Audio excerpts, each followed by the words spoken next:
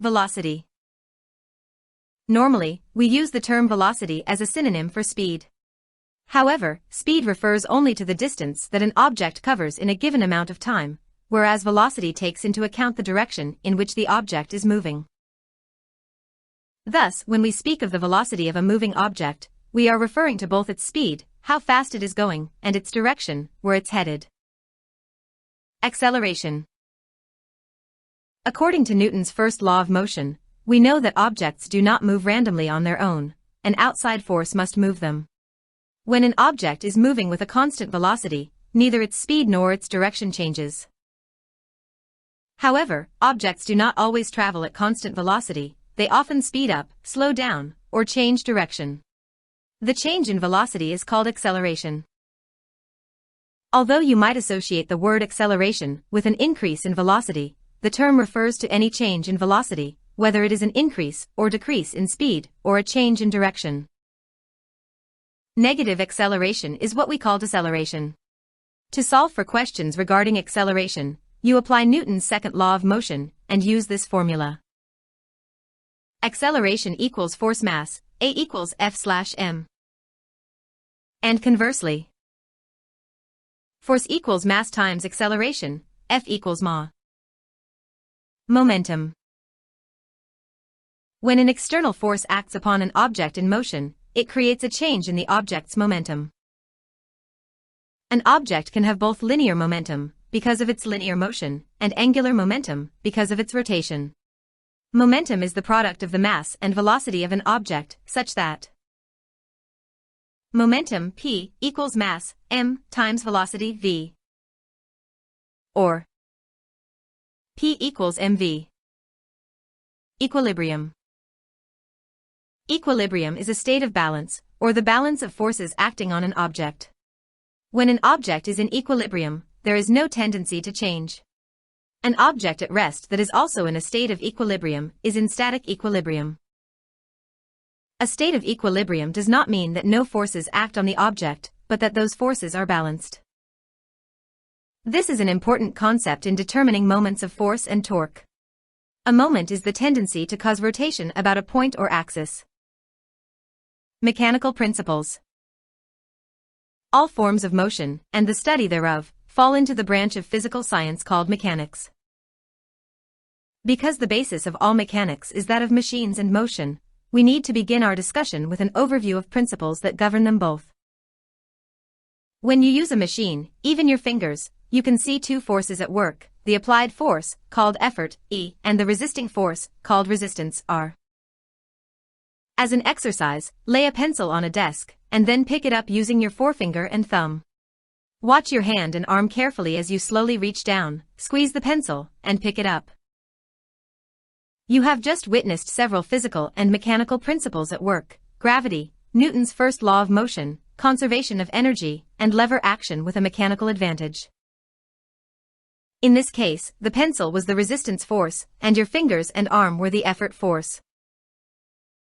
In most cases, machines help you to use more force than simple strength will allow, and this is called a mechanical advantage.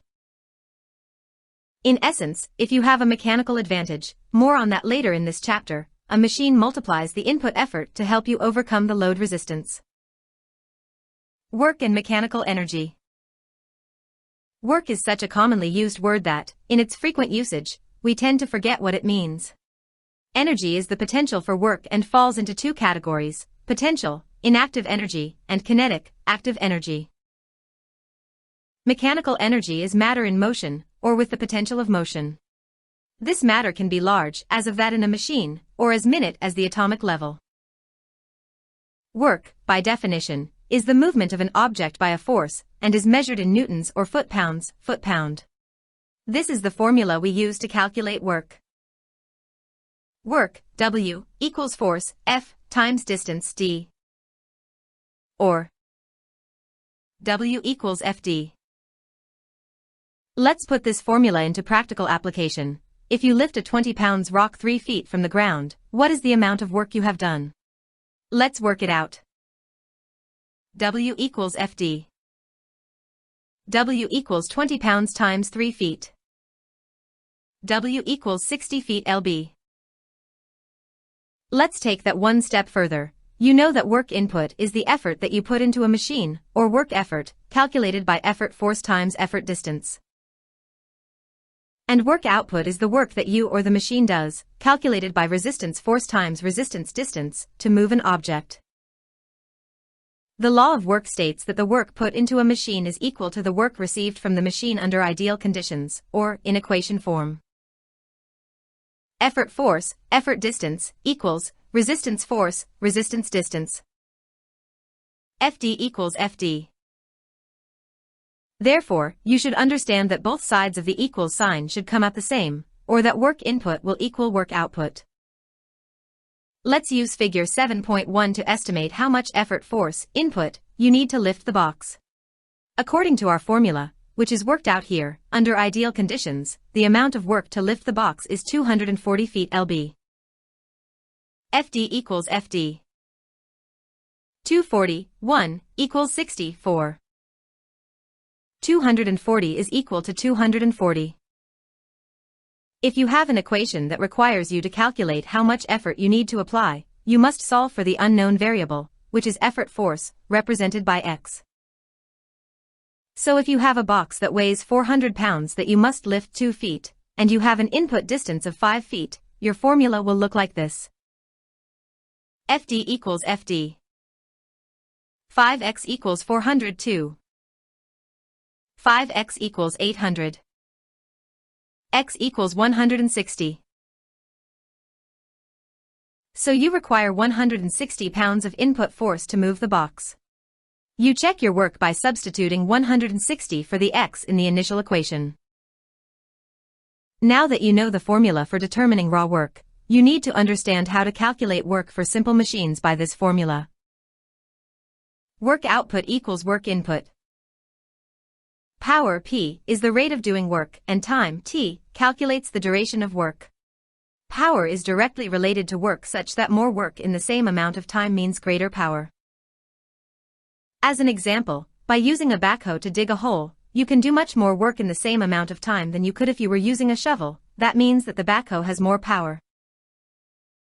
Time is inversely related to power, so the more time it takes a machine to do a certain amount of work, the less power is involved, and vice versa. You calculate power with this formula. P equals W/T. Horsepower, HP, is a common way of measuring power for complex machines. A 1 HP engine does 550 feet. Pound of work in 1 second. Hence, if an engine has 3 HP, then it has the power to do the work of 1,650 feet pound per second. 3 times 550 is equal to 1,650. Furthermore, horsepower calculated per minute equals 33,000 feet pound per minute, 550 pounds times 60 seconds.